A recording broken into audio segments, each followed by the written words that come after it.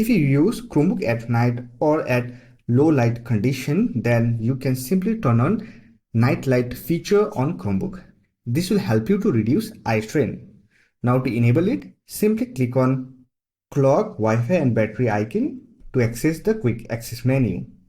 Click on the arrow next to brightness slider. Here you will find night light mode. Simply click on it and it will enable the feature. When you enable the feature, your screen color temperature will change to warmer side.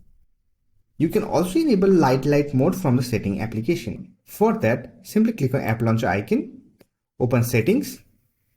Here click on device, scroll down and click on display option. Under display option, you will find night light mode.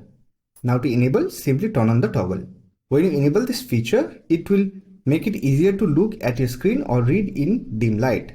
So that's it. This is how you can enable night light on Chromebook. I hope this video was helpful to you. If you found this video helpful, don't forget to hit that like button and subscribe the channel for more videos like this. Bye for now. See you next video.